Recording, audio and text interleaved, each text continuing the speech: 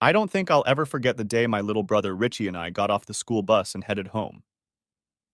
I remember being hungry and hoping that Mom would have something we could eat before dinner. Everything was fine until we turned the corner.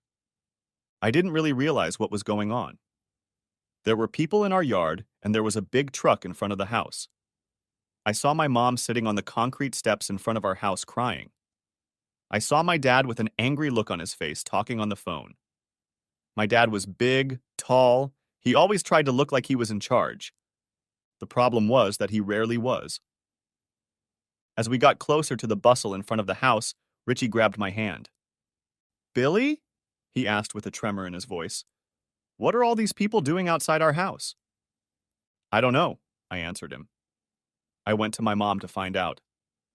When I asked her what was going on, she said through tears that we had been victimized. Many weeks later, with the four of us squatting in a small one-bedroom apartment, I realized what she had told me that day. She told me that we were not victims. She told me we were evicted. It was quite a while before I realized what that meant. I think my dad was around for about another year. He was always angry at anyone. It wasn't his fault that his family had fallen below average. It was always his boss, the idiots he worked with, his stupid clients, neighbors, politicians, and so on. When he finally stopped coming to our little apartment, it was a real relief. Of course, our cash flow suffered, and the little luxuries we could have when Dad lived with us evaporated. On the other hand, we didn't have to listen to him rant about the injustices the world subjected him to. It was much more peaceful without him. It must have been another year after he left that we learned he had died. No details were given to me. My mom cried, and I tried unsuccessfully to conjure up a sense of sadness. He had become such a small part of my life that his death didn't have much meaning to me. But through my economically tumultuous childhood, the one profound memory that stayed with me was the day we walked home from school with Richie and were taken from our home. I knew I never wanted something like that to happen again. Next chapter. The only gift I got from my father was his genetics. My father was tall, and by the time I was in high school, I was 6 feet 5 inches tall. By my senior year of high school, I had grown another half inch and weighed 220 pounds. I was fast and quite athletic. I was good on the high school basketball team, but I was great at high school football. In the old days, getting a high school varsity letter in a different sport each season was an accomplishment. In today's sports world, if you want to be good, you specialize. So I started specializing in football. My high school football team was good.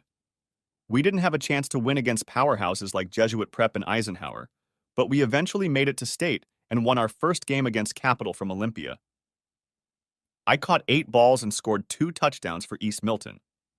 Eisenhower ended up winning by defeating a team from Vancouver. I was named first team All-State and had several scholarship offers. I ended up signing with the Washington State team. I was tempted to play for the University of Washington so my mom could see me play, but the Huskies didn't seem as interested as the Washington State Cougars. As a freshman, I played in a few games, catching 8 passes and scoring 1 touchdown. Our senior defensive back was Wendell Washington. He made the PAC 12 second team and will most likely play in the NFL next year. Our team was average and we got to a lower-level bowl. But the main game every year was a rivalry game against the University of Washington. That game is called the Apple Cup. Washington was one of the best teams in our conference and was expected to win the Apple Cup every year, which usually happened. And my sophomore year, they came back with a late score and beat us.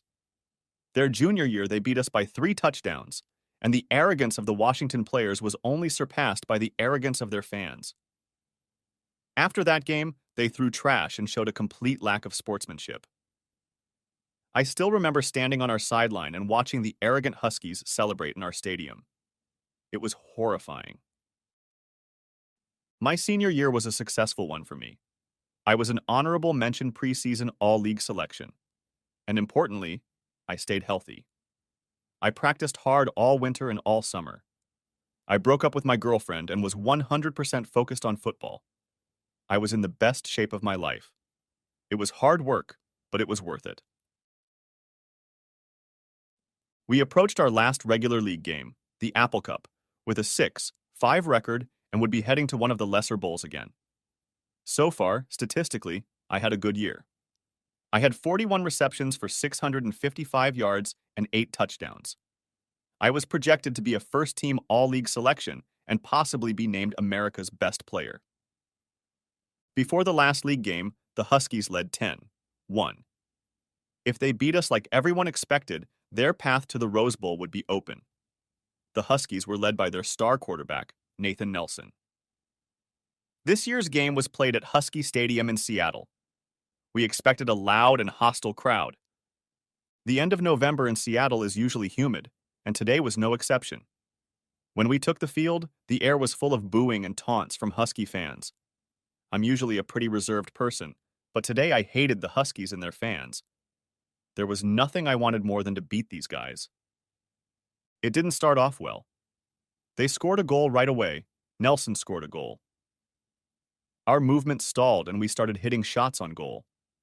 They started having trouble on offense too, and by halftime they were ahead 10-0.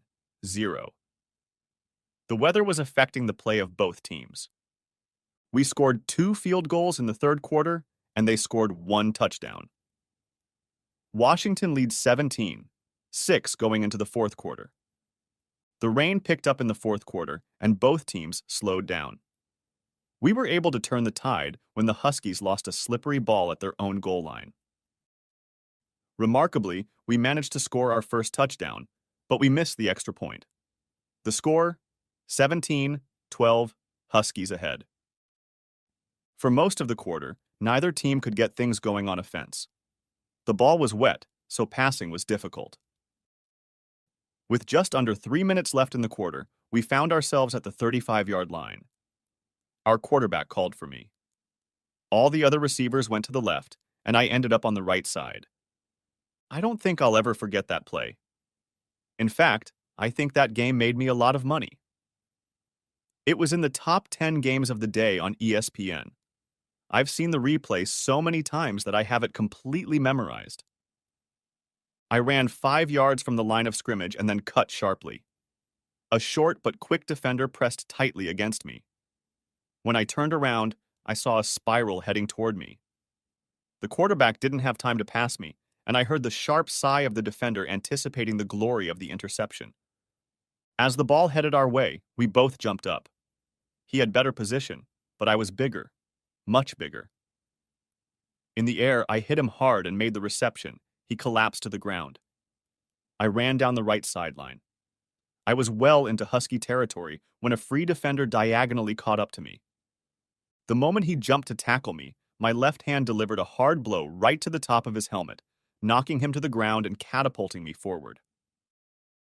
Moments later, I crossed the goal line, and this time we realized the extra point. For the first time in the game, we were leading, 19-17. Everyone on our sideline was watching the clock. There was 51 minutes left in the game. And unfortunately, Washington State had a reputation for snatching defeat from the jaws of victory. Nervousness reigned on our line. We started the game, and almost as if scripted, the Huskies' offense came alive and raced down the field with confidence. The roar of the stadium was deafening. Finally, with 24 seconds left in the game, they were on our 19-yard line, 4th down, and they led their team in field goals. Our coach called a timeout. We gathered ourselves. "Billy, I want you to stand right behind the nose guard," Coach said, looking at me. "We've practiced that before. Watch the corner, jump as high as you can to try and deflect that kick." I nodded. I was the tallest athletic guy. We practiced this situation. We just never had to use it before. As we lined up in a line, we heard the Huskies talking. "This is our home. It's that goddamn Cowging again. Go home to your farm," etc., etc. We were silent. For me, everything was happening like it was in slow motion. I was hyper-conscious. The ball bounced, the holder laced up, and the kicker bent over to make the kick. I think the bad weather affected the trajectory of the kick. It came out low. I timed the jump perfectly, so I wasn't even surprised when I felt the ball hit my fingertips. The tipped ball went straight up, and I cradled it against me as it came back down. I curled up on the ground holding the ball in my hands. We had won, and I was a hero. A late touchdown, and then a blocked kick.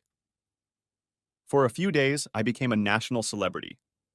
I was invited to be interviewed on some national sports shows, and the semi-famous game-winning plays were repeated numerous times over the next week or so. In the eyes of Washington State and University of Washington fans, I permanently became either a legendary hero or the asshole who kept the Huskies out of the Rose Bowl. Either way, my minor celebrity was often recognized by both sides. What surprised me most was the polarizing effect the outcome of that game had. Years later, while socializing with a Washington State fan, I briefly became a celebrity. And yes, I met the exact opposite negative reaction when a Husky fan found out who I was and what I had done. Next chapter. I was drafted in the third round by the San Diego Chargers, made the team, and received a 3-year salary that averaged $825,000 per year. After paying my agent's fee and taxes, I was taking home a little more than half of the total. For most of the first year, I barely participated in any games, on special teams or for blocking, but certainly not a single play was dedicated to me. But that all changed with 4 games left. Our primary defensive lineman tore his ACL, and the backup injured his shoulder in the first quarter of his first game as a starter. Suddenly, I found myself in the starting lineup. I expected NFL players to be superhuman athletes, much faster and stronger than me. To some extent they were, but very soon I realized that I could compete with them and do well. In the last 4 games, I have recorded 11 receptions, 127 yards, and 2 touchdowns. I started to get noticed as a player. My sophomore year, I played steadily, while our main player was recovering from knee surgery. At the end of that year, my agent informed me that the Chargers wanted to extend my contract. That was good news. We ended up agreeing on a 3-year, $6 million contract with a guarantee. My agent said I could have gotten more, but I was so happy to sign for that amount that I quickly signed. The first thing I did was buy my mom a house. Old memories of eviction were deeply lodged in my brain. I paid cash for a small house in Linwood for her and my brother Richie. No one would ever take that house away from my family. Unlike many of my teammates, I didn't make any other luxury purchases. No fancy exotic cars, no flashy jewelry, no luxury condos in La Jolla or Coronado. I still wore jeans and t-shirts. I shared an apartment with 2 non-starting teammates and drove a used Toyota Tacoma. The only major purchase was a house for myself in a decent West Seattle neighborhood. Pretty soon, Richie and his buddy moved into that house. They paid my rent. The rest of my money was handled by a financial planner, a guy I went to high school with, Danny Murphy. Throughout that year, I didn't make the starting lineup, but I played a lot. By the penultimate game, I had 18 rebounds and 4 touchdowns. I was turning into a solid journeyman.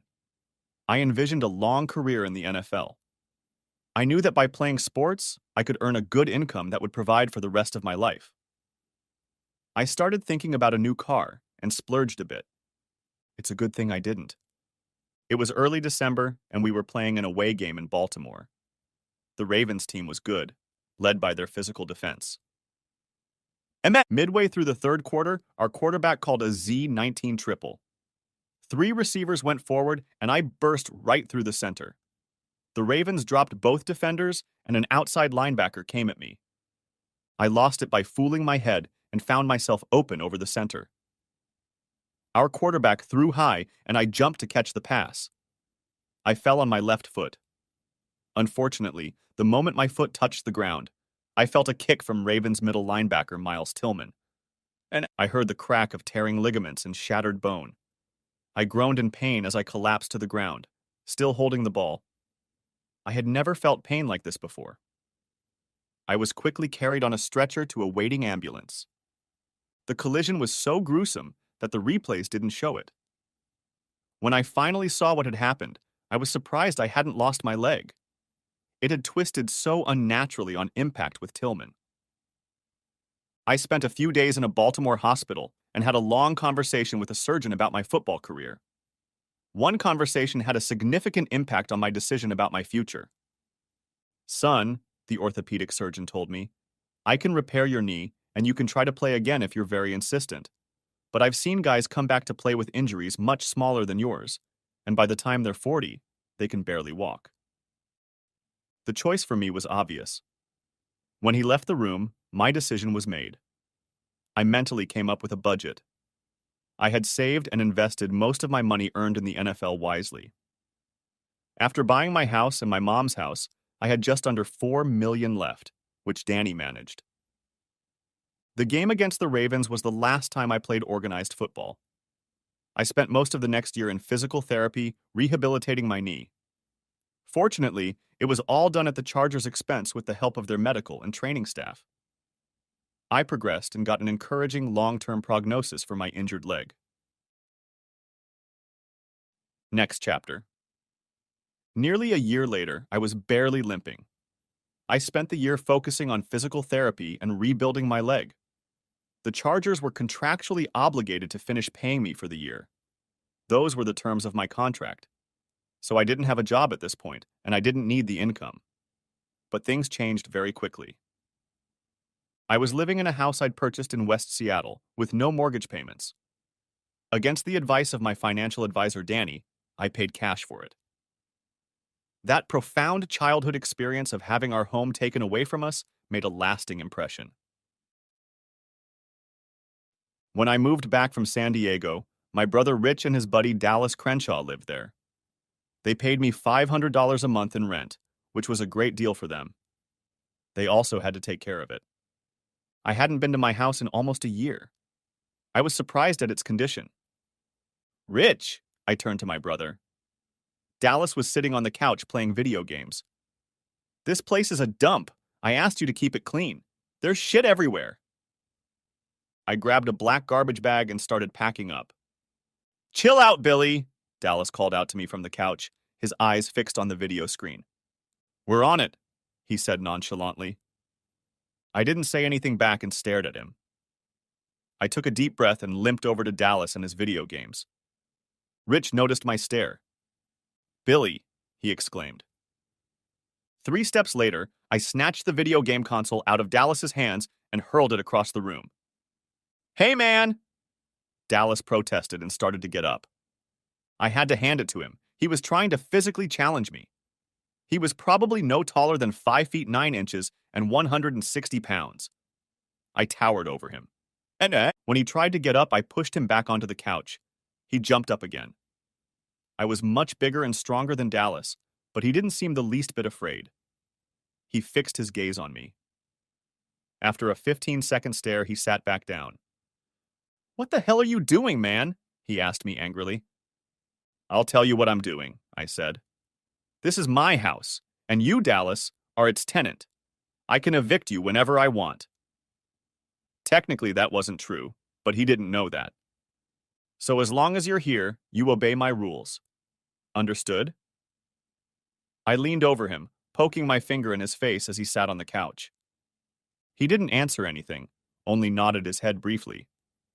There was an undercurrent of fierceness in his expression. Okay, I said. Rule 2 is to keep the house clean. What's Rule 1? Rich asked me. Pay rent always on time, I told him. Now clean the place up, and I mean now. And I tossed a bag of trash to Dallas. I was a little rougher than I needed to be, but I wanted to let them know, especially Dallas. This is going to be a tight ship, and if I started giving them slack, it would probably only get worse. After that first explosion, the 3 of us got along pretty well. I still had to occasionally lash out at Dallas, but gradually he got better. Having roommates wasn't ideal for me, but it was acceptable for the moment. I knew things had to change soon. I was the one who was going to be the one to make the biggest adjustments. Since my high school years, football had always been a huge part of my life. Now, obviously, I couldn't play anymore. In addition, I didn't have a job and my paycheck at the Chargers was about to expire. As I evaluated my life, I knew I had to have some sort of income. I also knew that at some point, I would want to have female companionship. I had a girlfriend, Chrissy, throughout most of my sophomore and junior year at WSU. She was a cheerleader, and I met her at football. Chrissy was a year older than me and graduated at the end of my junior year. She had a job in Denver and wanted to continue our relationship. At that point, I was less committed to the relationship, and we broke up. It wasn't some messy, emotional breakup, more of a situational decision based on where we were both at in life. Truth be told, I think she still wanted to try to make a relationship work, but my senior year of high school, I was focused on football. There were many nights, though, when I thought about Chrissy, about her slender body, tightly encased in a cheerleading suit, and then remembered that same body without the suit. More than once I thought about calling her, but then I remembered our last conversation. Next chapter.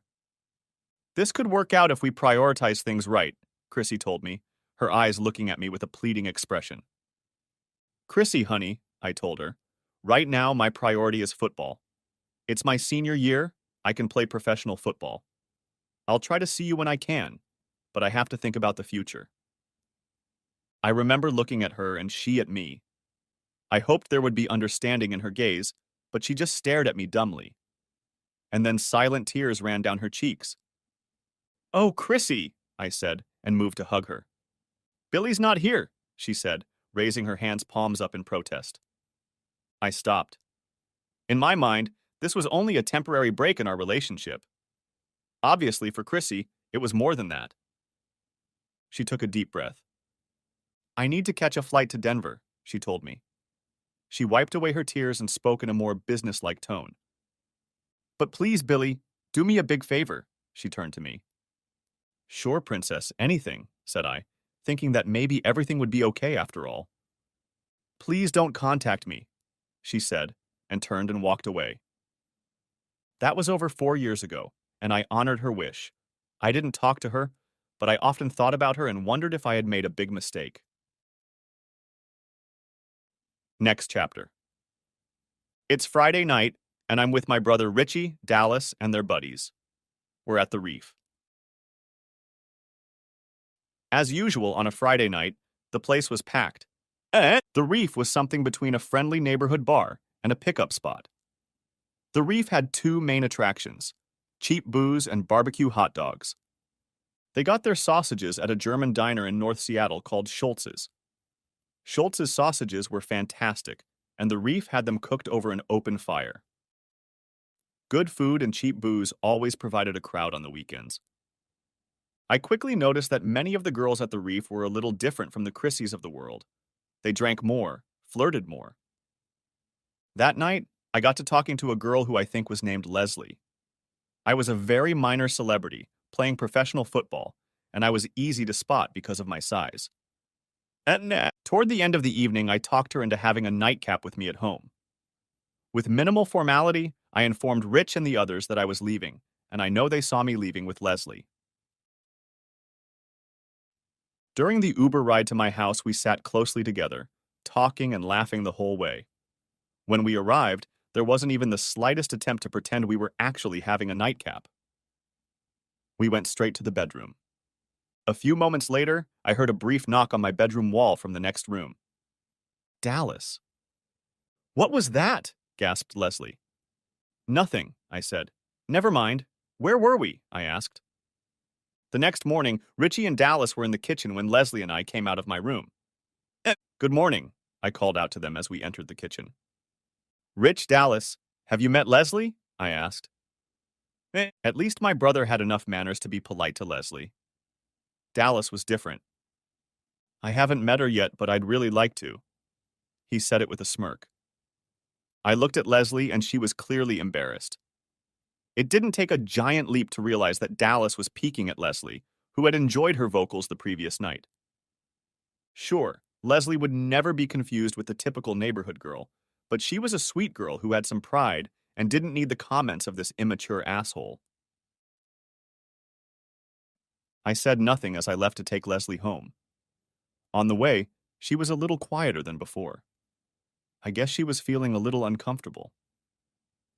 When we pulled away, she kissed me gently on the cheek. "I'll see you with Billy," she said, and that was the end of it. Later, when I got home, I pounced on Dallas. "Didn't anyone ever teach you good manners?" I asked. "What's the problem?" he asked with the same smirk on his face. "You know," I continued, "I'm trying to decide if I need roommates," I said. Rich and I had discussed the issue of home ownership many times.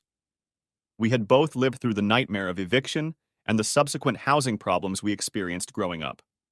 I had already explained to him the value of rising property values and the tax advantages of owning real estate.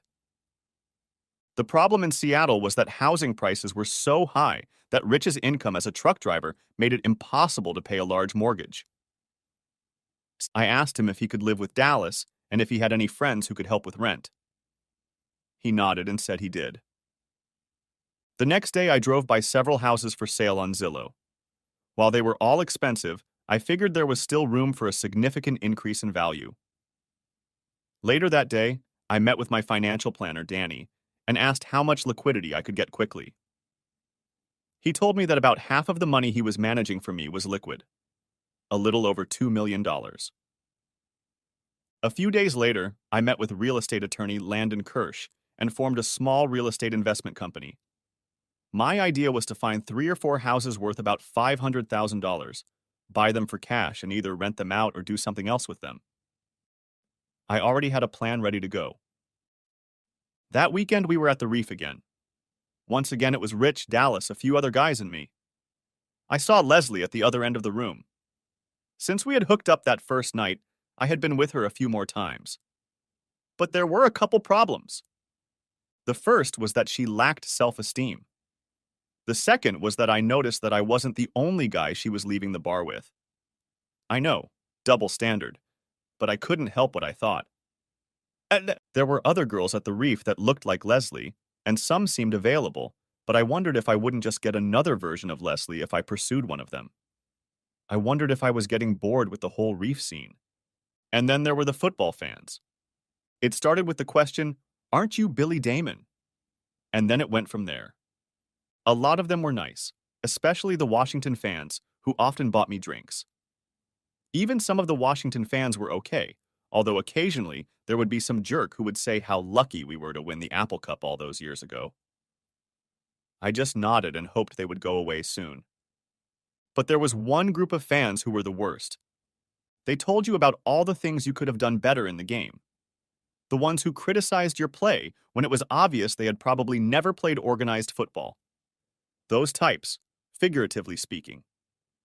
B, standing on the sidelines and telling you what you did wrong, really annoyed me. I suppose the same kind of uninvolved criticism happens to actors, artists, musicians, and writers. I just got tired of those comments, as I'm sure others did. Later that evening on the way home, I wondered if it was just me, or if the rest of us were sick of the Reef, too. "I like the Reef," my brother Richie said. "It has cheap beer and usually a lot of cute girls," he added. I nodded. "My cousin talks about castaways in North Seattle all the time," Dallas cut in. "Maybe we'll try to go there next weekend." "Never heard of it," I said, "but let's give it a try." That week, I made a small offer on a house in a Renton neighborhood of blue-collar families. It was a cash offer, as is, with an inspection condition. Late Friday, they offered a slightly higher price and gave me until Monday to make a decision. It was still a good deal, but I had a few issues to work out first.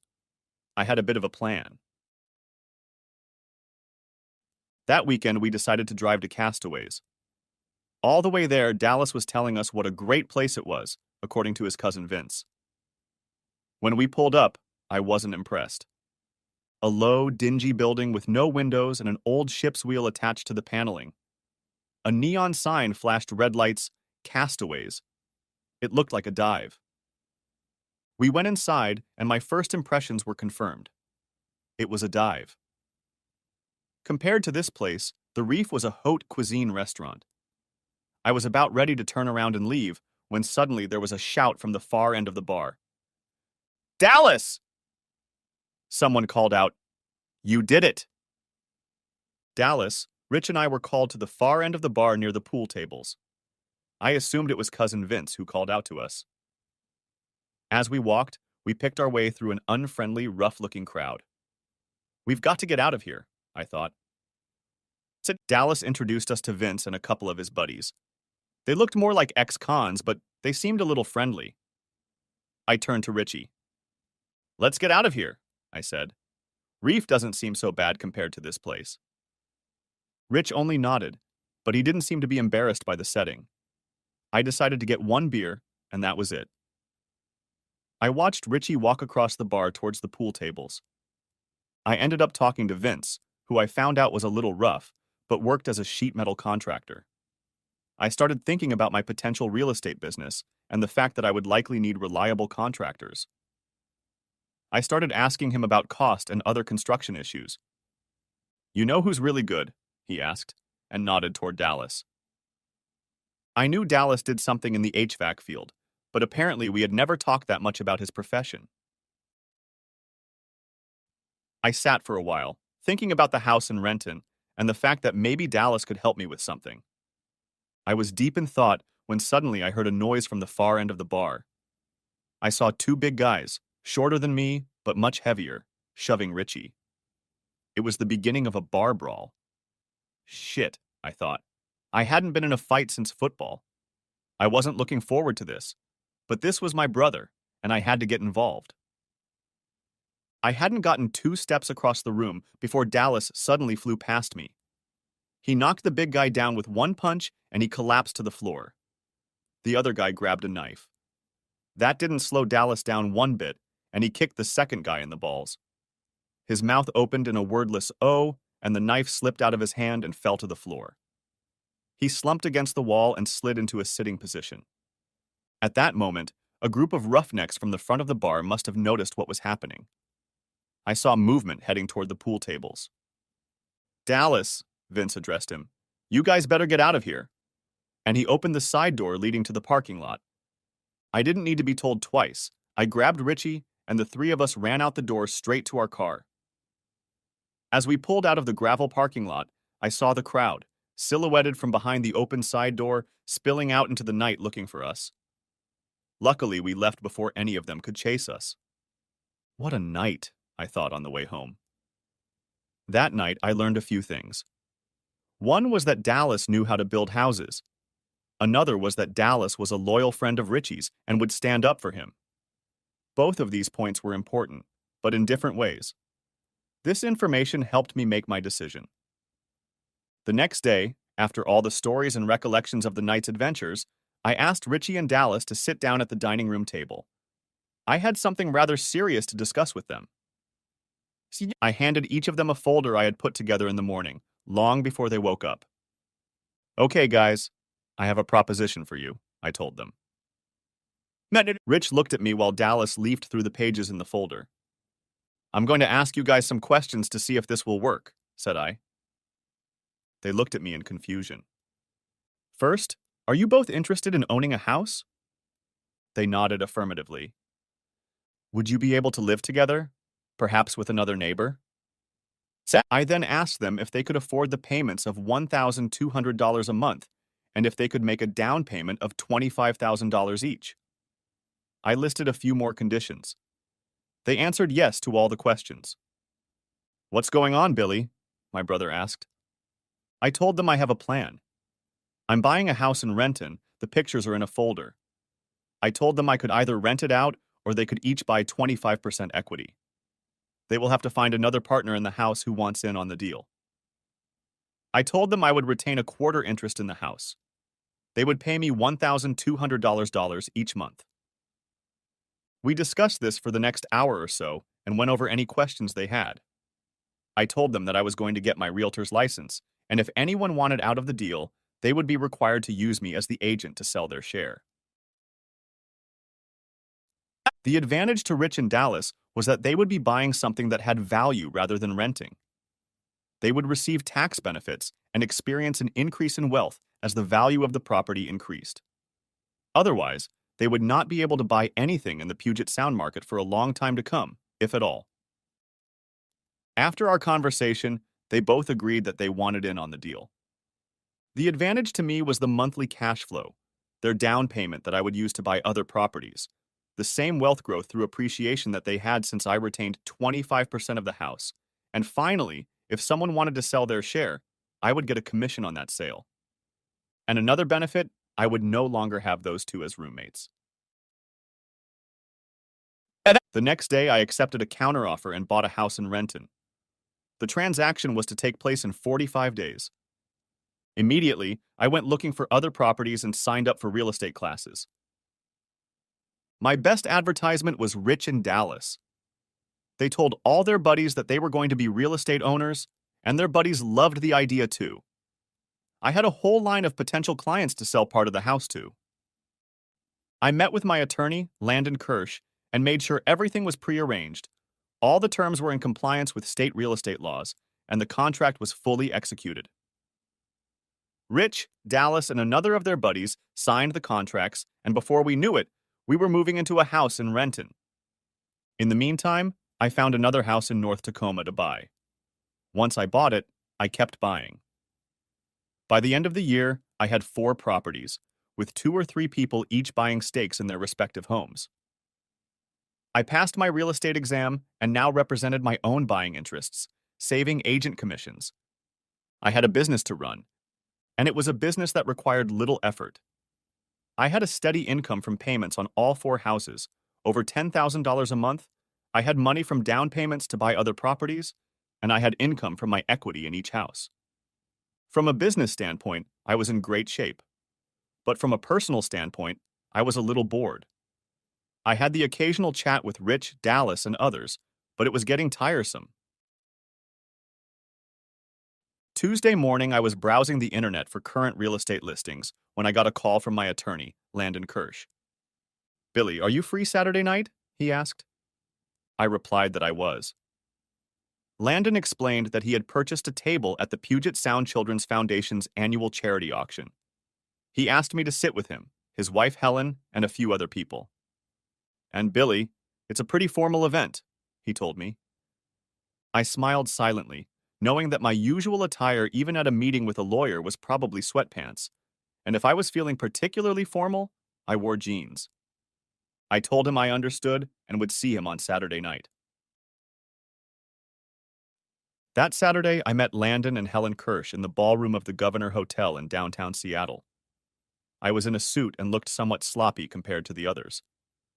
Many of the men in attendance were wearing black ties. It was a decidedly different setting than the Reef. I wandered around the ballroom, happy to be in such a new, refreshing environment. It was a lifestyle I could imagine. There were tables of silent auction items, and many visitors were perusing them, pondering where to spend their obviously rich stores of money. At one point, I struck up a conversation with a gentleman, a Husky fan who recognized me. He was pleasant, but I found myself listening to all the reasons why the Huskies should have won that Apple Cup game my senior year. I nodded and smiled, my interest in what he was saying long gone. In fact, I was desperately looking for any excuse other than disgusting rudeness to remove myself from the conversation. Fortunately, relief came. "Charles?" Called a voice, and my chatty buddy, as I now realized Charles, looked away from me in the direction of the voice. My athletic instincts were still there, and I quickly turned away from Charles. The only problem was that I collided forcefully with the man on my right. I was so desperate for a way out that I didn't notice the man standing on the opposite side. The first thing I noticed was that my forearm was in firm contact with the victim of the collision. The second thing I noticed was a tall, handsome woman. "I'm sorry," I began. "I didn't mean to." And that was the end of it.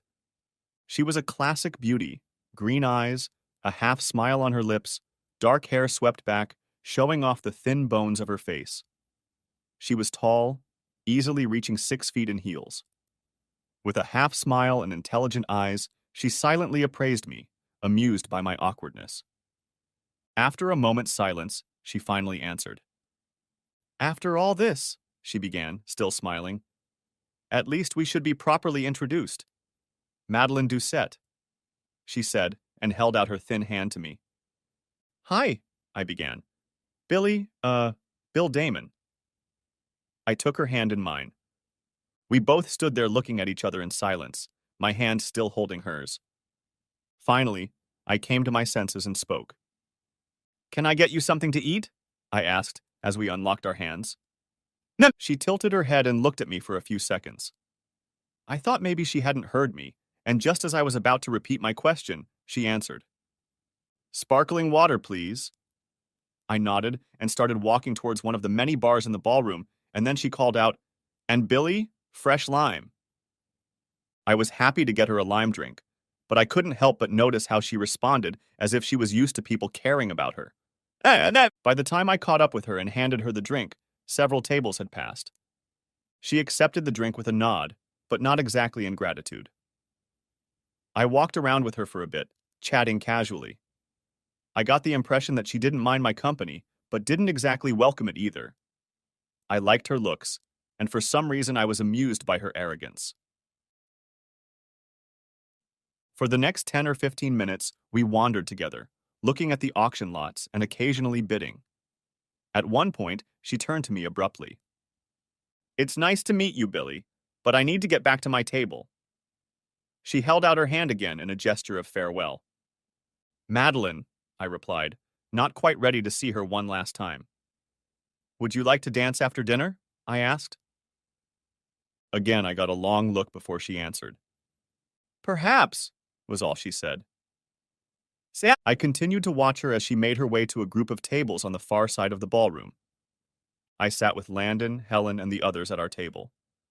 We had an unremarkable dinner, and then a lot of people spent a lot of money on things they probably didn't need. After the auction, the lights dimmed a bit and a band started playing. I decided to wait a bit before I went in search of Madeline. Finally, I walked up to where I saw her walking.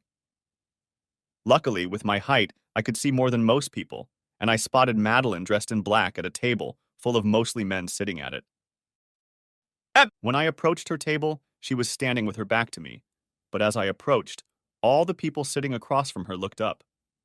They all looked rich, arrogant, and unfriendly. I noticed an older man and a woman who had to be Madeline's mother. The resemblance was striking. Madeline, I addressed her. She looked up at me, slightly surprised, and looked at me with something of a less than welcoming expression. Would you like to dance? I asked. Again, no immediate answer. She looked at me, squinting her eyes slightly, and nothing in her face looked friendly. I had already prepared myself for a negative answer when suddenly she stood up, still as silent as before, gave me a brief nod and walked towards the dance floor. As I followed her, I could hear the light muttering of the people at Madeline's table. I think I even heard my name mentioned. No. We started dancing and I asked her who the people at her table were. To my surprise, she answered right away. Family, co-workers, and friends, she replied. We continued dancing and I was fully prepared for her to leave, but when the next song started, she made no move to leave the dance floor. We got to talking, and I learned that she works as an attorney at one of the large and prestigious law firms in downtown Seattle. For a big guy, I guess I've always been a pretty good dancer, pretty light on my feet. I got the impression that Madeline was surprised by my dancing skills. The second song ended, and the beginning of the slow song began. She paused, as if making a decision, and then with the same easy smile I had seen earlier, took my right hand in hers and hugged me with her left. As we drew closer in this way, we were able to talk some more, and throughout the dance I could feel her relax, and we had a casual, just getting to know you conversation throughout the slow song. As she relaxed, her body moved closer to mine, and I felt the combination of her slender athletic body and feminine softness. I loved the way she felt. When the song ended, she said she needed to go back to her table. I escorted her back. Once again, the neutral, hostile stares of her tablemates met me as we approached the table. I knew this game. They were trying to intimidate me. Maybe this group didn't realize that I was standing behind the line of scrimmage with professional halfbacks who said they were going to hurt me, and they meant it. A bunch of guys in tuxedos didn't really bother me. Everyone, this is my new friend Billy, Madeline addressed the group at her table. A new friend? I thought to myself. Maybe the dance went better than I thought. There were no greetings at the table. A few people gave each other a quick nod, but that was the end of it. Well, it's a pleasure to meet you all, I said in my nicest voice. I even took the hand of the man to the left of Madeline's seat at the table and shook it, surprising him. Remaining silent at the table, I prepared to leave. My focus was now 100% on Madeline. It was a pleasure running into you tonight, I began. Pun intended. I said it with a smile. And I got the first genuine smile back from Madeline. She liked my little joke. And thanks for the dance. Hope to see you again soon, I said and turned to leave. Billy, she said as I turned away. It was nice to meet you too. She answered me, smiling sincerely again. She even hesitated, as if she was going to kiss me goodbye, but then thought there were too many spectators. I turned to Madeline's group and wished them a good evening. There was no response. Walking back to my table, I thought about a few things. One was that I liked what I saw from Madeline, although I realized that it was only the tip of the iceberg. The other thought was that her table mates were too hostile, and I wondered what the reason was. I understand the need to be wary of new people, but this was out of line. The following week, I continued to research real estate and do minor work related to the properties I was now interested in. In the scheme I had chosen, the people who bought each property mostly took care of all the maintenance. I was a passive partner. I assessed my financial business situation. I had a steady income from my real estate partners, I had growing equity in each property, I had the money to buy more properties, and I had a lot of people interested in having a stake in their own home. On top of that, I was working barely 20 hours a week on average. Not a bad situation. I thought about Madeline for a few days after we met. I didn't have her phone number, but I knew where she worked. On Tuesday, I called the general office number for her law firm.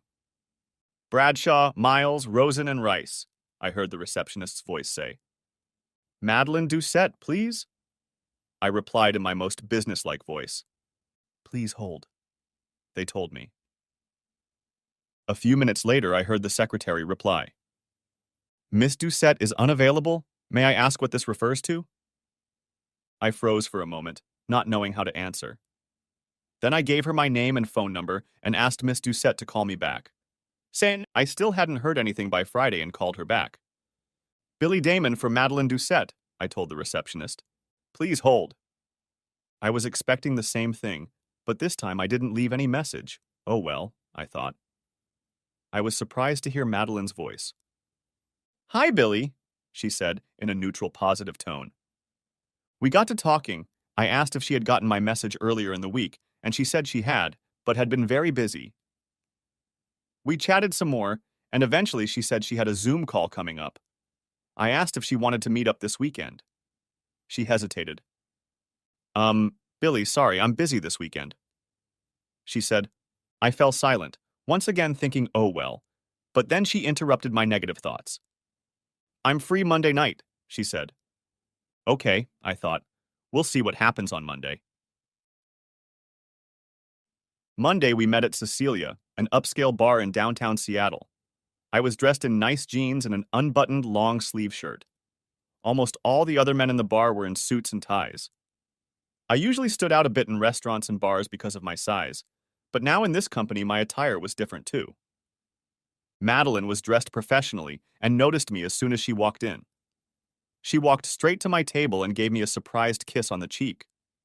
My mood got even better. We ordered drinks and an ahi appetizer and then shared a Caesar salad.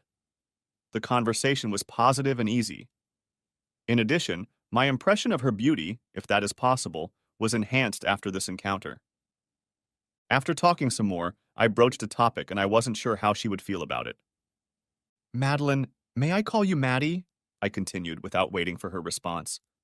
What's the deal with all those people at your table at the auction? I asked. She raised her head with a puzzled look.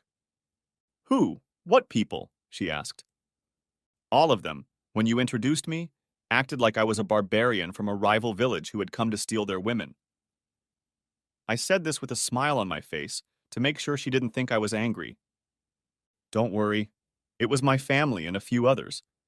Sometimes they can be a little shy at first, she told me. I sat there looking at her in silence. Shy, I thought. They weren't shy. They were acting like rude assholes. I kept those thoughts to myself.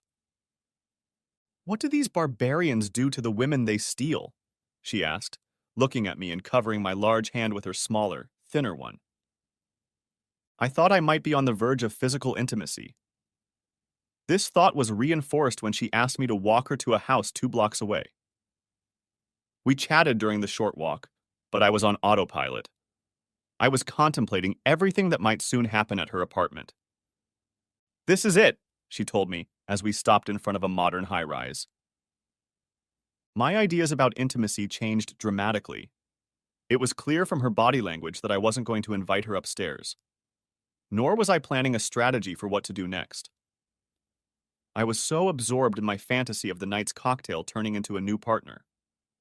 Thanks for the evening, Billy. I'll see you later, she said as she walked out into the lobby. Maddie, I called out to her. She must have been sorry to see me standing on the doorstep, looking completely confused as she walked away. She stopped, smiled, came back and kissed me sweetly on the cheek. Call me, she told me as she entered her building.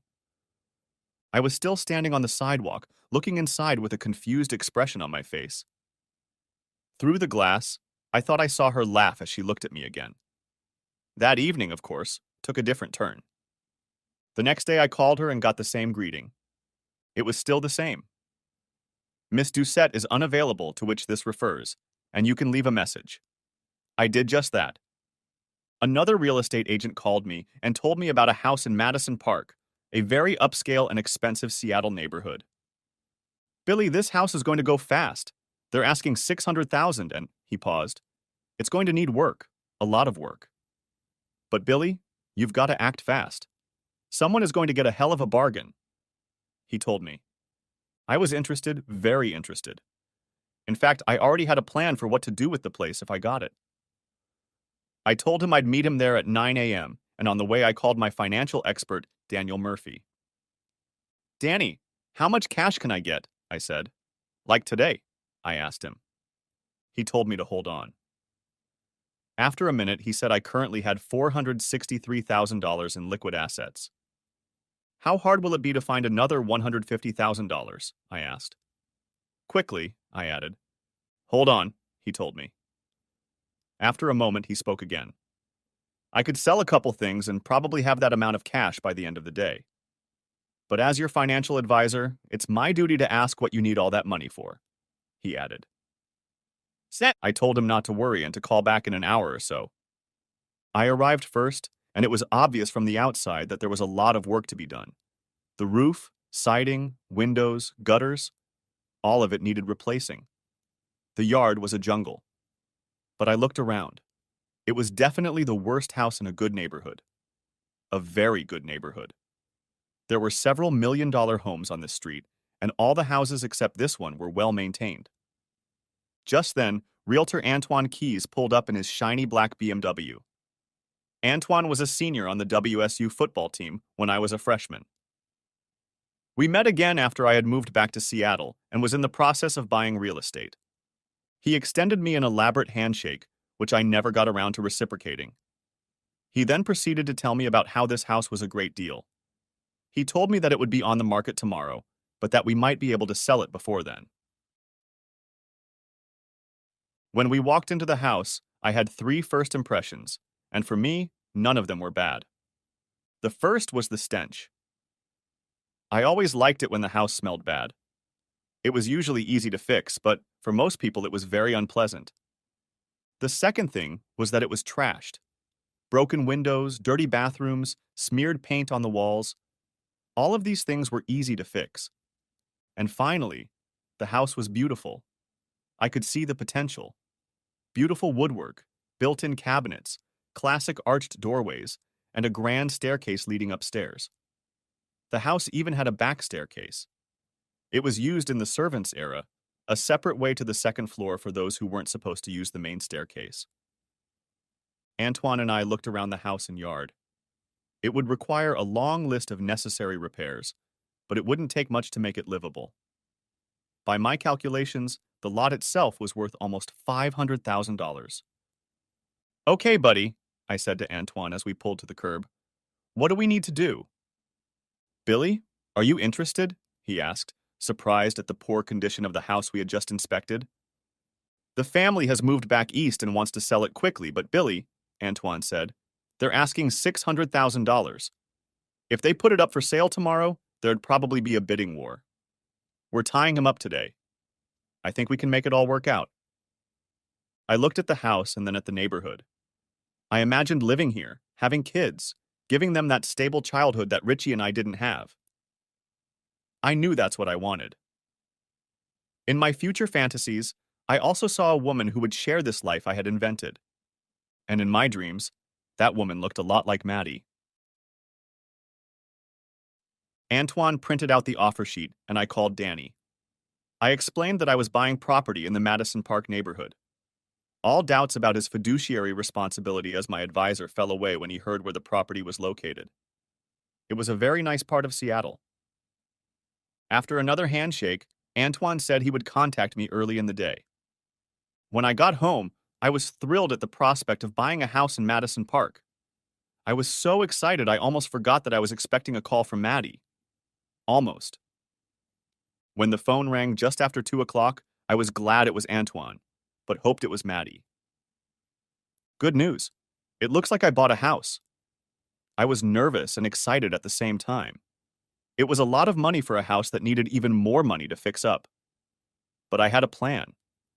I was going to sell my house in West Seattle. I had a list of people interested in sharing in my own house, and there were 3 people I knew that I could sell it like all the other houses I'd sold. And my house was more beautiful than all the others I had sold so far. Their down payments would fund the renovation of the house in Madison Park. And the total payments from the 3 of them would have totaled almost $4,000 a month. Another cash flow.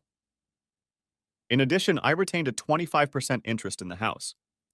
Between selling my house and buying a new one, it was busy, and for most of the week I forgot about not hearing from Maddie at all. By Friday morning, I had done the title search, signed the paperwork, and moved on to the transaction of selling the new house. I would get the keys this afternoon. Shortly before noon on Friday, I got a phone call. I didn't recognize the number and figured it was probably the title company. I was very surprised to hear Madeline on the line. "Hello, stranger," she said to me. There was so much I wanted to tell her. I wanted to tell her about my house, about my plans, but I took a deep breath and slowed down. "Maddie," I said, "I'm glad you called." "How are you doing?" I asked, and we proceeded to make punctual small talk.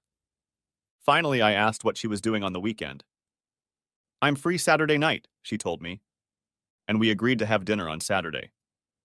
I would pick her up at 7 p.m. Friday night, I spent some time at the house making a list of projects. Dallas met me there at 7:30. Dallas, I learned, was quite a handyman, and, despite his sometimes scruffy appearance, was quite precise in his home improvement skills. I asked him to give me a quote on a few repairs. The next day, I arranged for landscape contractor Oscar Morales to have his crew come in and do the yard. While they were doing that, I started doing the most important cleaning in the house. I bought fans and odor neutralizers, so being in the house for extended periods of time was quite tolerable. That night, I picked Maddie up from her apartment downtown. I took her to a small bistro on the outskirts of Madison Park. There were plenty of good stores in the neighborhood. It was also only 4 blocks from my new home. We had a pleasant dinner, chatting cozily about life. At this point, I didn't say anything about the new house. I did, however, study Madeline. She was classically beautiful. Dark hair, a slender, athletic body with lovely curves. But in addition to her good looks, she had intelligence, personality, and an arrogance that I was beginning to like. I liked confident women. After dinner, I asked her if she wanted to go for a walk.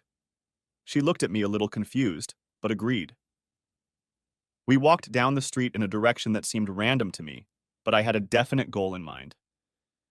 We talked about the neighborhood and the styles of the different houses. We noted the houses we liked, the well-maintained yards, and other notable architectural features.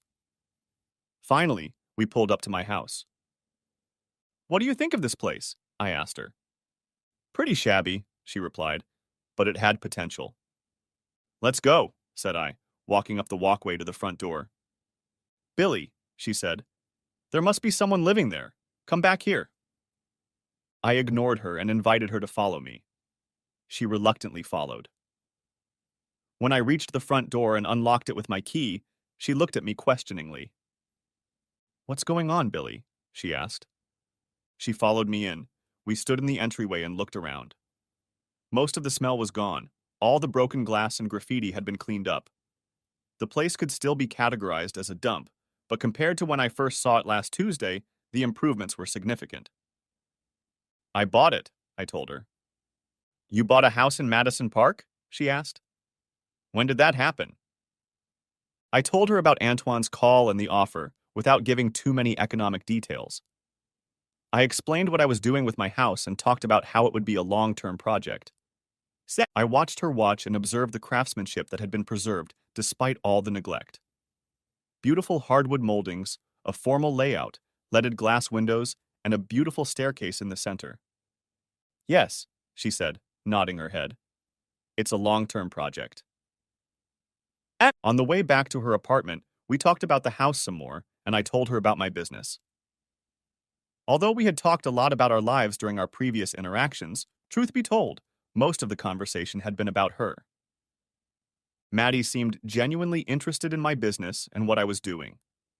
I told her how I had invested my football money in a few starter properties and then came up with the idea of selling partial equity in homes to people like my brother, who are having a hard time becoming homeowners on their own in this market.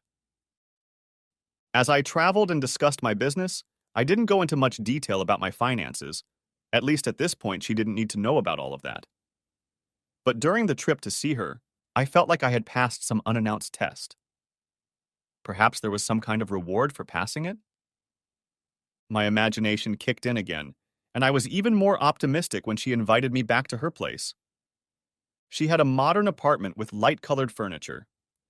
It was on the 8th floor, and the small patio had a beautiful view of downtown Seattle and Puget Sound. The apartment had 2 bedrooms, one of which served as an office. After a few minutes of looking around the apartment, the beautiful Maddie turned to me and put her arms around my neck. My hopes for a grand reward rose. Then she kissed me. "Thank you for a wonderful evening," she told me, as she gently and firmly turned me toward the front door. And here I thought things were going in a completely different direction. Reluctantly, I walked to the door. When we turned to say goodbye, she must have seen the confused look on my face. "Billy," she began, "this is only our second date. There are rules," she told me. The next week was busy with my usual business, as well as picking up contractors for a house in Madison Park. Dallas and his buddy were doing the kitchen, but because of their work schedules, they could only be there on evenings and weekends. I was pretty hands-on and handled a long list of projects while relying on hired labor for finishes. Out of the blue on Wednesday, I got a call. "Hey, Billy," it was Maddie. "I thought I'd heard from you by now," she said good-naturedly. I was going to call her. I just didn't have time. "How about dinner Saturday night at my place? You'll bring the wine." "Sure." I was glad she called. "See ya." A click, and she was gone. The phone conversation was short but pleasant. Throughout the week, I was slammed with fantasies about Maddie every now and then, but then I talked myself out of it. I knew that by changing my expectations, I would be less disappointed. I shouldn't have bothered. Soon we were both on the bed. I didn't end up staying the night at her place, but we agreed to have lunch the next day. Lunch went fine, no awkwardness after our intimacy the previous night. Very comfortable. I was moderately satisfied with the discussion of our relationship, but I had yet to discuss the details. That may come later, but we seem to have fallen into an enjoyable and satisfying relationship. I guess from a certain point of view we could now be called boyfriend and girlfriend. Meanwhile, things were going well for me. I continued to buy residential real estate and sell interests in each property, leaving a small percentage for my company. I was at the point where I could afford to hire someone to handle the daily calls, but at that point, I decided not to. The truth was that I didn't have much to do. That week, I had lunch with my financial advisor, Danny Murphy. He brought a large printout with all sorts of charts and graphs bound together for me to look over. Some of it I understood, and some of it I didn't quite get. The gist of it is this, Danny began. After you retired from football, you had $4,274,000. Since then, you've bought and sold 11 residential properties, not counting the house in Madison Park. Your share of those properties is just under $3.5 million. Your pre-tax cash flow is currently about $21,000 a month. He paused. You still have almost $3 million that I manage and a house in Madison Park. Sounds good, said I, wondering if there was some downside here that I wasn't seeing. Good! He was almost shouting. Billy, you're on the cusp of riches and you're not even 30 years old. You've got investments, cash flow, a house in a great neighborhood, and aren't you dating anyone? Yeah, I said. It's only been a few weeks, but she's great. Who is she? He asked. Her name is Madeline. She's an attorney at a big law firm downtown. I met her at some charity auction, I told him. Madeline, he said, averting his gaze and putting his index finger to his lips. Madeline who? Doucette, I answered. He paused and stared at me. Wait a minute, he said. What's the name of the law firm? He asked. It's called Bradshaw, Miles, something and something, I think, said I. Now he was really looking at me. I know who she is, he began. She looks great. But have you met her father? He asked. I replied that I hadn't, that I had only seen him at the auction, and he hadn't been formally introduced. Danny told me that he's a big supporter of the University of Washington and that he works for a large investment firm and has for a long time. He's a little arrogant, I've heard, added Danny. Madness! Later, I wondered if that might have been the source of the hostility. Maybe he recognized me at the auction back in my football career? No, I thought. That's impossible. Really? He certainly seemed arrogant. I would probably meet her family sometime in the future, but I decided not to worry about it until that happened. Not 2 weeks later, Maddie asked me to come to her mom's birthday party at the Rialto on Sunday night. Sure, said I. Meeting the family was a positive step in building relationships. And don't mind my dad, she told me. He can be grumpy sometimes. She said this with a slight chuckle. That Sunday night at the Rialto when we arrived, I realized I might have been a little underdressed. I was in nice jeans and a polo. Most of the others were in slacks and sport jackets. No ties, but certainly more formal than me. In the group were her mom and dad, 2 other couples the same age as her parents, and her brother Ryan and a blonde girl Madeline said she'd never met. They were all sitting in a secluded corner of the restaurant. When Maddie and I walked in, the conversation abruptly stopped and all eyes were on us. There was curiosity mixed with slight hostility in their expressions. Maddie introduced me to the guests, and everyone seemed polite until we reached her father. I held out my hand.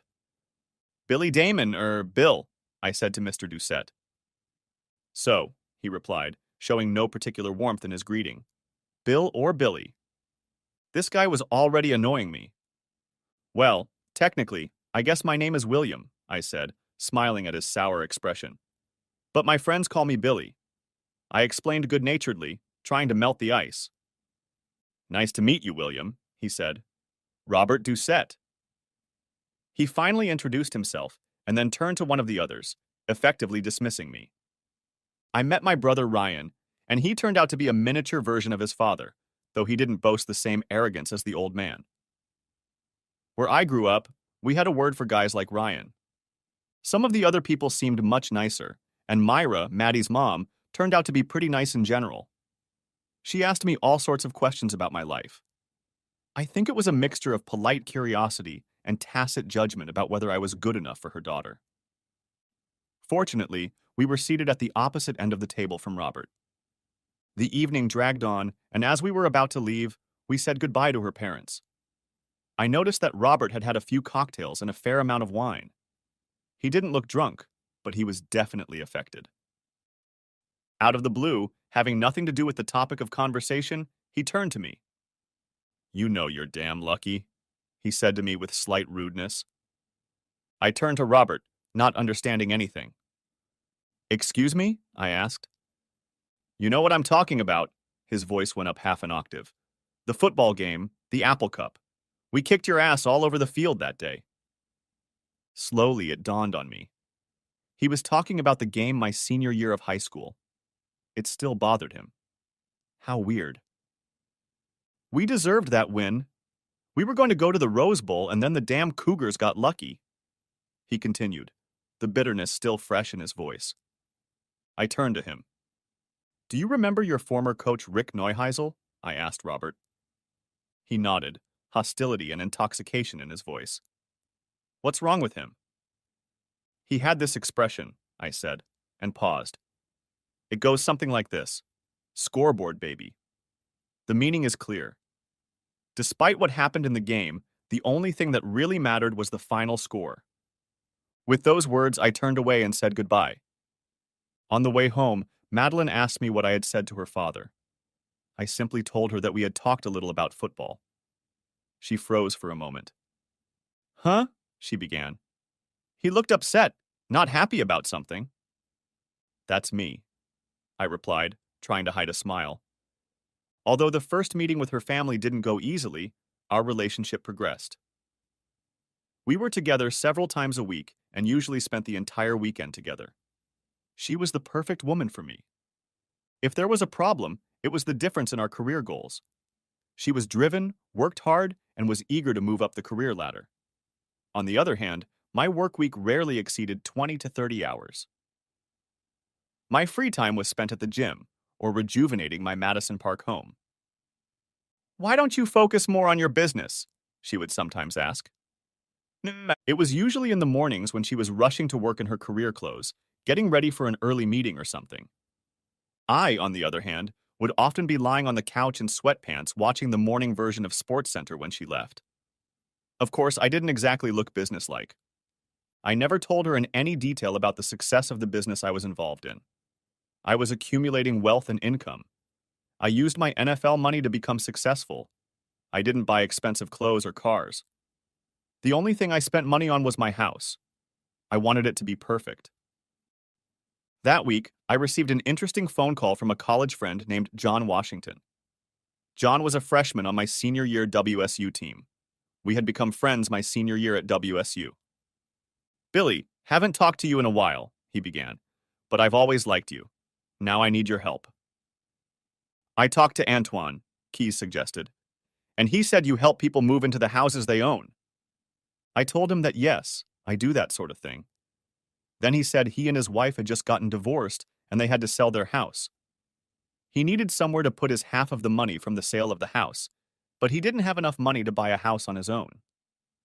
"The other thing is that I need a place to live very quickly," he added.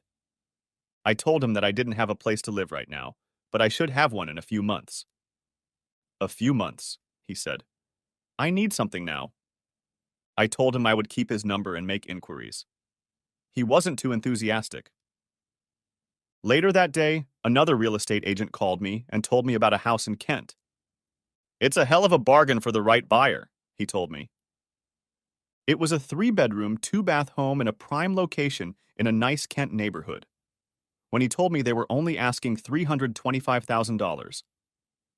I immediately knew there was something wrong with the house. This house, as he described it, should be worth at least the mid-400,000s. "Okay," I said. "What's the deal?" "The house is in decent condition," he said, and then paused. "But there are squatters living in it. He told me." Nah. He said that the people who owned the house had been away for a few months, and when they came back, there were other people living in their house. When they asked them to leave, the owners of the house started threatening them with physical violence. It turns out that under some obscure law, these squatters, criminals, have rights, and you can't just ask them to leave.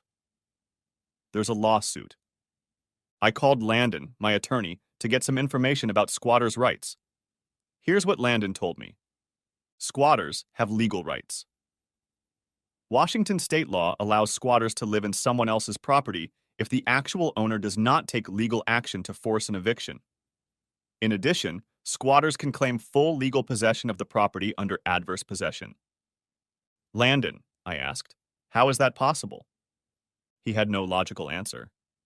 So, how do I get rid of squatters? I asked. He replied that the landowner would have to start the eviction process. This can be very expensive. When squatters find out they are being evicted, it often results in damage and destruction to their property.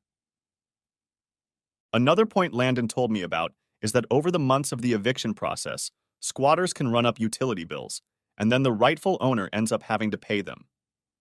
It could easily cost you $30,000 to $40,000 before repairs, he explained. And there's no guarantee that the legal channel will work so that you get the property right away. I began to realize why the price of the house was what it was. I wondered for a moment. What if we forcibly evict the squatters? I asked Landon. Billy, he turned to me with a serious expression on his face. That would be illegal, and I certainly can't recommend it. He took a deep breath and turned his chair away from me, addressing me not directly. Yeah, but it would be the least expensive way to solve the problem, he reluctantly told me without looking me in the eye. But you didn't hear that from me. I began to think. I began to develop a game plan. I knew John Washington was a big man looking for a home. I remembered he had played offensive guard in college and at one point weighed under 300 pounds.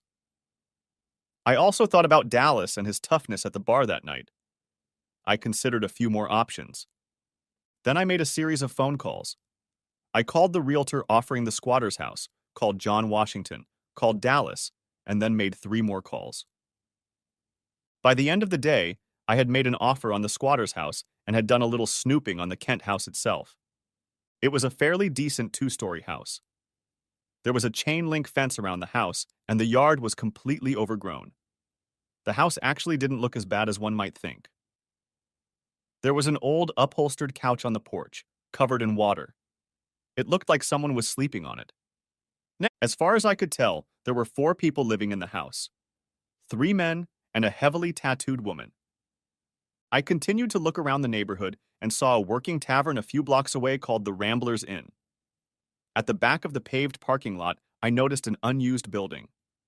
I stopped, went inside, and struck up a conversation with Lucky, the owner of the establishment. We came to an agreement. All cash. Everything seemed to be working out just fine. I went on with my plans but never mentioned what I was doing with Madeline. Madeline and I continued to grow in our relationship. We saw each other almost every weekend, and at least once, but often several times during the week. We still hadn't talked about love or long-term commitment, but I believed it would happen. I had a couple of brief interactions with her family, and my relationship with her father was still pretty icy. Meanwhile, back to the squatters, I borrowed one of my neighbor's dogs, and she and I would drive around the neighborhood where the squatters lived. I developed a strategic habit of walking this dog near the squatter's house. On the 3rd time, I started engaging in neighborhood conversations with them. Usually, they hung out on the porch. It was all set for the following week. Earlier that week, I made some flyers. Hey, are you guys going to the Ramblers party? I asked that Thursday. I was met with a blank stare. I explained that the Ramblers was having a customer appreciation event on Saturday night. Free booze from 8 to 12 on Saturday night, said I, and handed them a flyer. From the empty beer and liquor bottles scattered around the porch, I figured they liked alcohol. I also assumed they liked freebies. After all, they were squatters. Saturday night, I was in the back annex of the Ramblers Inn. I was paying for their regular bartenders to be in the annex for a customer appreciation night. I hung garlands around the building to attract squatters. Around 8:30, I saw 4 of them arrive. I called on the phone. At first, they were wary, slowly approaching the makeshift bar. I noticed that one of them was clutching the flyer I'd given them, as if it were a ticket of admission. By then, a decent crowd had already gathered here, attracted by the free booze. Even compared to the Ramblers' usual clientele, the squatters looked a caste or 2 lower. I approached them good-naturedly. Can I buy you a drink? I grinned, because everything was free this evening. They stared at me with blank eyes, and I asked what they wanted. They immediately pounced on the hard liquor. They huddled in the corner of the bar, not mingling with each other. They were here for one reason: to get drunk, and for free. Meanwhile, the squatter's house was bustling with activity. Dallas was changing the locks on all the exterior doors, and Richie, Dallas's cousin Vince, and two other men were stuffing garbage bags with everything the squatters had. Standing guard in the front yard were John Washington, his cousin Junior, who was almost as big as John, and another buddy of solid size. Several baseball bats lay nearby. Things were winding down at the Ramblers Inn. Judging by my watch, the squatters had already enjoyed a night of customer appreciation for over 3 hours. The lights in the annex began to turn off, signaling the end of the fun. By my calculations, it was going to cost me about $3,000. Less than a tenth of what it would cost me to go through legal channels. And I hoped, with much quicker results. I made arrangements with Lucky and quickly went to watch the squatters return to what they considered their home. It was almost comical. They didn't immediately realize that John Washington Jr. and their friend Clarence Mims were standing right in front of the cracked stone walkway leading to the front door. All three guys were big men, John being the largest, at 6 feet tall and weighing, by my estimate, 275 pounds. The other two weren't as big, but close. "Who the hell are you guys?" one of the squatters asked in an inaudible voice from the alcohol. "Well, son," said John, squeezing into the guy's personal space, "I live here. This is my home. Why do you ask?" "Back off," he replied, perhaps not quite managing the level of confrontation he wanted. "This is our place." "If you're talking about all the old shit that used to be in the house," John said, scooting closer, "this is it." He nodded toward a stack of black trash bags on the sidewalk. For a moment, the squatters, still drunk, froze, not quite realizing how swiftly events in their lives had turned, and not knowing what to do.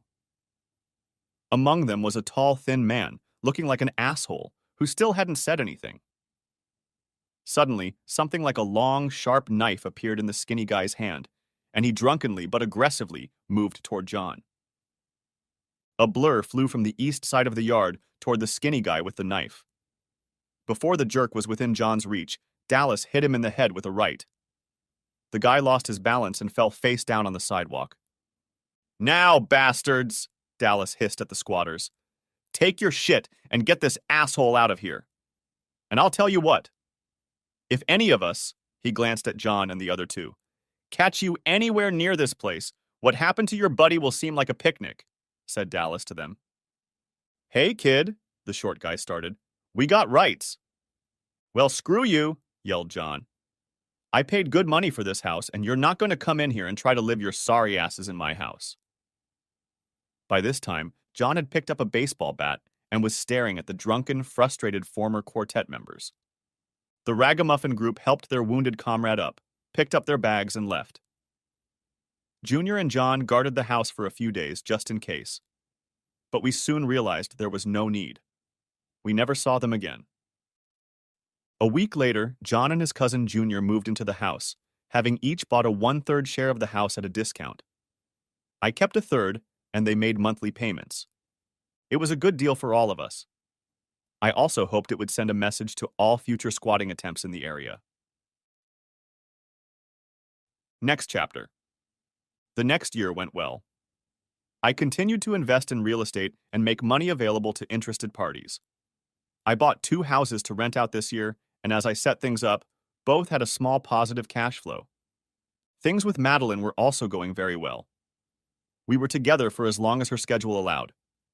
She was employed by Bradshaw, Miles, Rosen, and Rice, and was also involved in town Republican politics.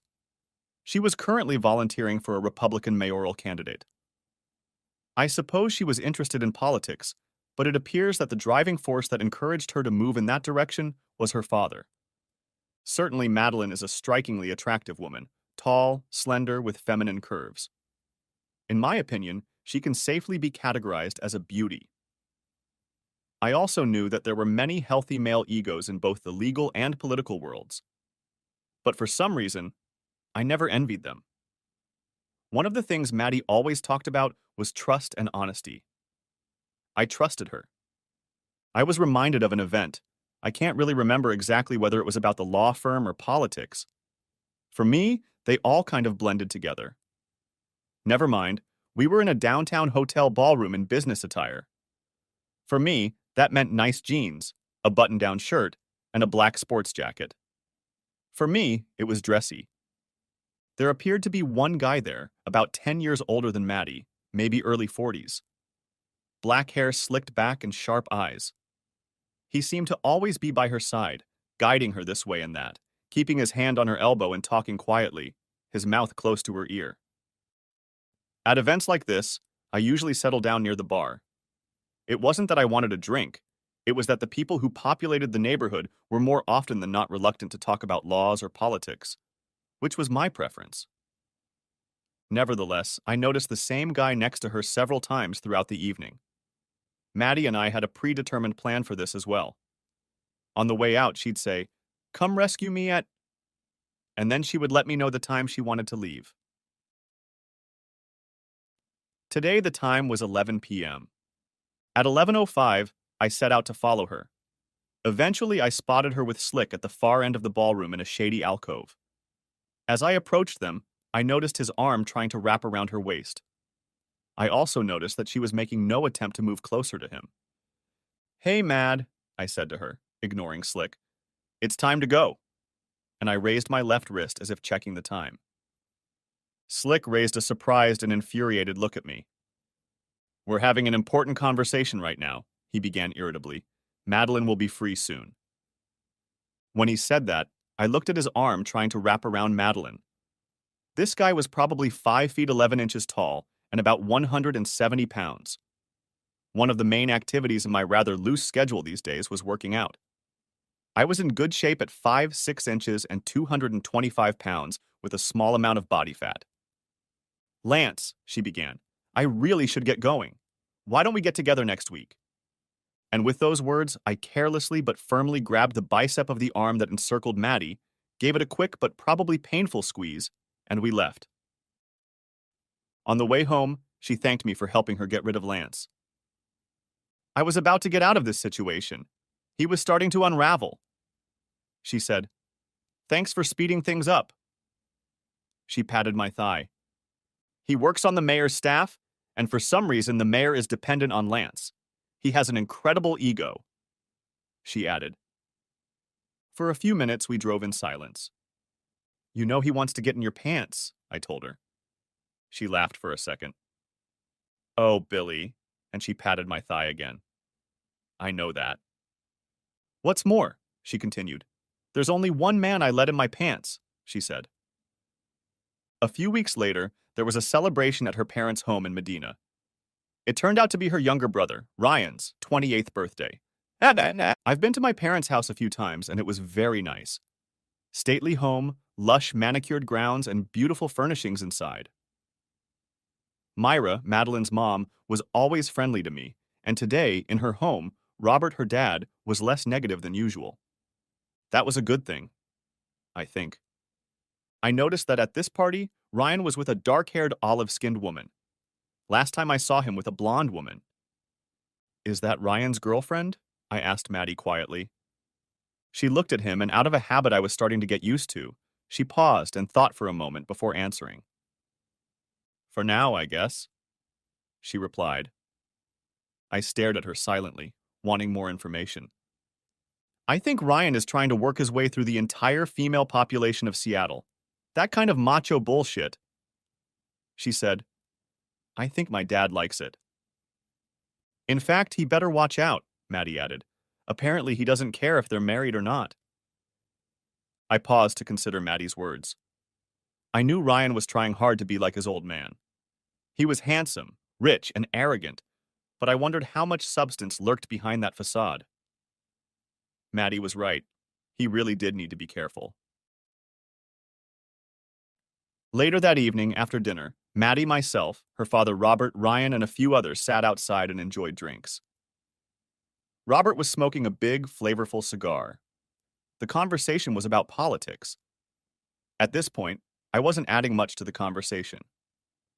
William, Robert turned to me. What do you think of local Seattle politics? He said it with an acerbic smirk. Any opportunity to discredit me he was sure to take. I took a deep breath and answered. I don't care if they're Democrats or Republicans, I said, knowing Robert is a staunch Republican. I don't think any of them really want to help the people they represent. They're more concerned with their own power. There was silence after my statement. Then Robert started to chuckle. You haven't told him yet? He asked, turning to Madeline. Dad, nothing has been decided yet, she told him. What? I asked, confused. William, your friend, he nodded toward Maddie, is planning to run for city attorney in the next election. We need someone who will be tough on crime. I turned to Maddie. Really? I asked. Billy, come on, she said to me. We'll talk about this later. As we turned to leave, I couldn't help but notice Robert's satisfied, smug smile. Any opportunity to embarrass me was something he relished, especially if it could cause problems in my relationship with Maddie. I happened to notice the same look on her brother Ryan's face as well. Once again, the younger asshole was up to no good.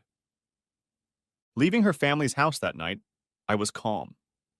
I understand that she has private conversations with her father and that I may not know everything that is going on in her life. But a major life decision like running for office, I expected that based on our level of closeness, we would discuss. Perhaps I misjudged the depth of our relationship, I thought. Madeline knew I was concerned about the information her father had shared. Billy, she began, I haven't decided anything yet. The election is still almost 4 years away. I was going to tell you that I know this is a very sensitive subject. Dad has been urging me to make up my mind, and I have to admit that I'm interested. She said to me, Look, Maddie, I said, this is your life. If this is what you want to do, take action. I guess I thought our relationship was at a level where we could have talked about something as important as this before. She sat there, brooding as she often does, and said nothing. It's okay, I told her. We're just dating. It's none of my business what you decide to do with your life. I said it and meant it. Billy, she exclaimed, my life is your life. I love you. I hope we can spend the rest of our lives together. If you don't want me to do that, I won't. You are the most important thing in my life. You're the only person I can completely trust. And you know how important trust is to me. I sat stunned. It wasn't like Maddie to speak so personally. We occasionally uttered the word love. I was thrilled with the idea, but the thought of a permanent commitment at the same time made me a little nervous. We ended up talking all night. We talked about our careers, our life goals, and finally, our relationship. Without a doubt, Maddie was an independent woman. Self-confident, not the type to depend on others. Deep down, I liked that, but sometimes it's nice to know you're needed. Tonight, she told me in her own way that I was needed. This marked the beginning of a more serious, intimate phase of our relationship. We started making long-term plans. Interestingly, among the many topics we discussed that evening, we never broached the subject of her involvement in politics. One night, a few weeks later on a weekday, we were having dinner. The plates had long since been cleared away, and we were enjoying our after-dinner coffee. Maddie was in midstream telling me about a particular case she was working on. Suddenly, she looked at her watch. Damn, it's 10:30, she exclaimed. I have to get up early, but I don't want our night with you to end. I wish you could stay with me all the time, I said to Maddie. I know, but... She hesitated, looked me in the eyes, and after a moment she said, Why don't we get married and make it legal? She said to me. I looked at her with a half smile on my face, wondering if she was joking. She looked at me again, completely serious. I'm serious, Billy, you're my man, she told me. I silently absorbed the strange turn this conversation had suddenly taken. I knew I wanted her, and I had many thoughts of marrying her at some point in my life. But when I was suddenly faced with the thought of marriage, the burden of that decision made me hesitate. I knew I had to say something. Maddie, I really love you and I can't imagine life without you, but I began. I always imagined the sequence would be that I would buy the ring first, get down on my knee, and make a more formal request to you. I told her. I was kind of stalling for time. I wasn't ready to make such an important life decision at this point in time. Okay, if that's the way you want it, I'll go along with it. She told me, but you better not wait too long. By then, we were outside her apartment. I stopped and she pressed up against me, kissed me deeply, and looked at me with a serious expression on her face. Billy, I love you, she told me, hurrying to her door. As I drove home, I had a lot of thoughts, mostly about the fact that this beautiful, confident, and successful woman needed me. But I was also nervous. My parents' dysfunctional marriage was a model of what not to do. I wanted to make sure it would work out the first time. Over the next few days, I continued to think about the marriage and Madeline. I had already described what an outstanding woman she was. What was the reason for my indecision? I pondered the question and concluded that I wasn't sure if I wanted to give up the freedom of being single. But there was another side to this coin. If Maddie wanted to get married and I hesitated, wouldn't I risk losing her altogether? I couldn't imagine not being with her. So in essence, I had determined my choice. Marry her, or possibly lose her altogether.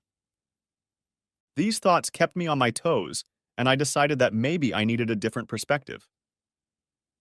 I thought about the people close to me that I could talk to. My mom was an outlier. Although she is a very sweet person, her life had been traumatic enough that what was left of her was a shell of a person who went to mass every day and watched game shows during the day. She could not have been a source of great wisdom. I thought of my friends and mentally went through their list. Antoine, no, Dallas, no, Danny, no, John Washington, no, etc. I couldn't think of any of them who could give me the insight I needed. I decided to talk to my brother Richie. Richie was the closest person to me. He and I had been through a lot growing up, and I knew he was devoted to me and cared about me. We met at the Reef that Thursday night. Hey, Rich, I said, and gave him a brotherly hug. How's things going? Billy, things are going great, he said, a little more excited than usual. I want to talk to you about something. He smiled. And then I saw Rich look over his shoulder at me, and a smile appeared on his face. Hey, babe, he said. Hey, babe, she said back, and then, hey, Billy. It was Leslie. I wondered if Richie had something going on with Leslie. I soon found out.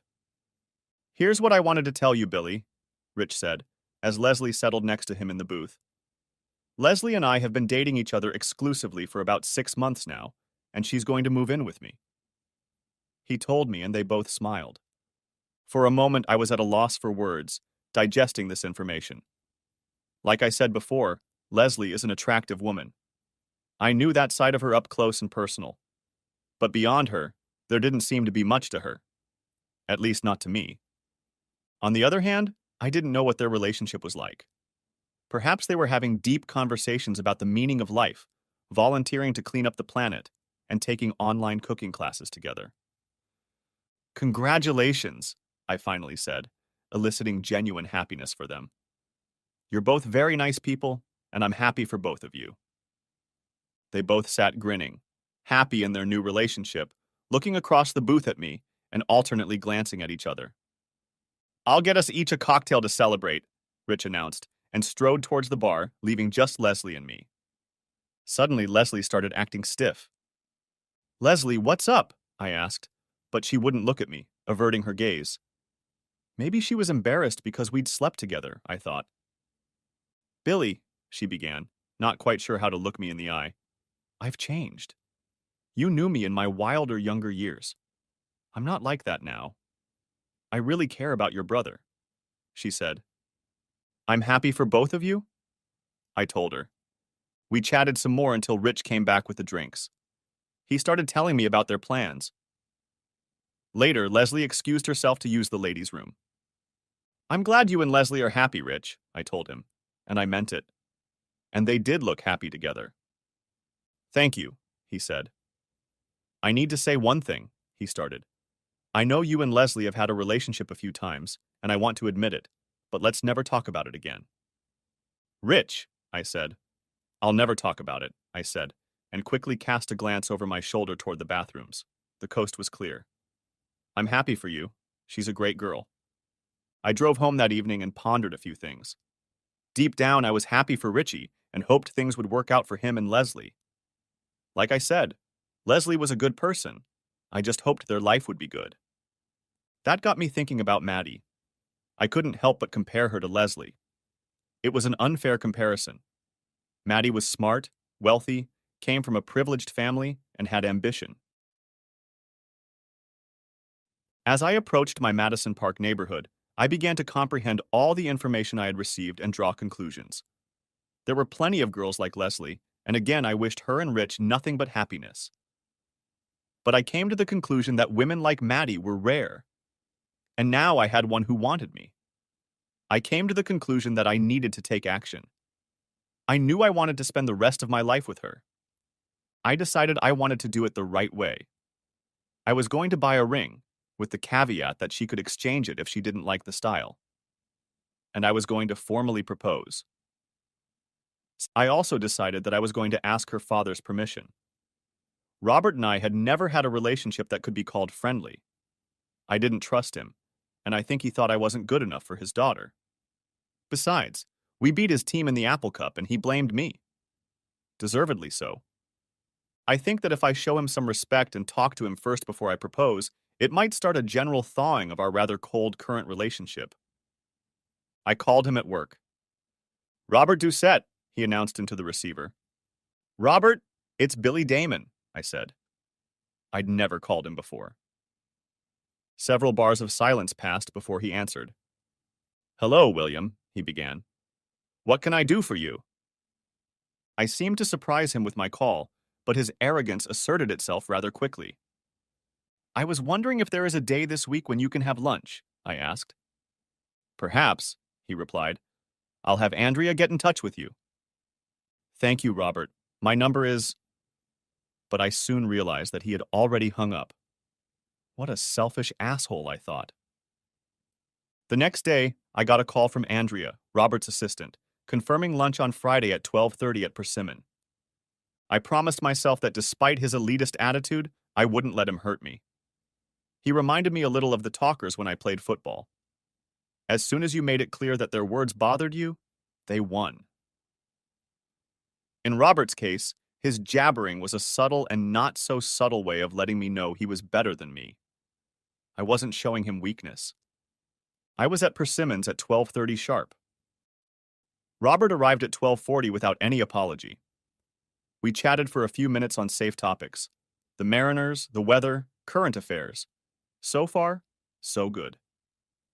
At this point, he was exhibiting good behavior. "Robert," I began, "I wanted to let you know that I plan to propose to Madeline." He just stared at me. He didn't speak. He was beginning his intimidation game. I continued to stare back. We sat like that for over a minute. It seemed like a long time to me, but I knew his game. Finally, he answered. "Do you think you will marry my daughter?" he asked. "Yes, sir," said I. "I love your daughter, and I want to spend the rest of my life with her." He continued to look at me with a threatening look. It had no effect on me. "And you think you can provide her with the lifestyle she's used to and support her in her career as she moves forward?" he asked, a smirk spreading across his face. "Of course I think so," I told him. "I'm restoring a beautiful house in Madison Park, and my business is doing well." "Your business," he said mockingly, shaking his head. I realized he was trying to pick on me, but it was just disrespectful. He didn't know anything about my business. In fact, even Maddie didn't know the financial details of my business. And now this guy is passing judgment. At that moment, a waiter came over with a check, breaking the tense atmosphere. I quickly grabbed it and put down my credit card. After another moment, even Robert's manners woke up, and he thanked me for lunch. We both realized that the whole exercise today had been a failure. I had failed to achieve DC Tente with my future father-in-law. He had failed by trying to intimidate me and exerting his will over mine. In the end, in what could be considered the slightest concession to the topic of the day, we had a brief conversation on the sidewalk in front of the restaurant. William, as you probably know, Madeline is going her own way. She's smart and knows what she wants. He said, if that turns out to be you. He paused and said, well, then I congratulate you. Thank you. That was all I said. Later that evening, we were together at my house, just chatting. Did you talk to my dad about anything today? She asked. Why? I asked.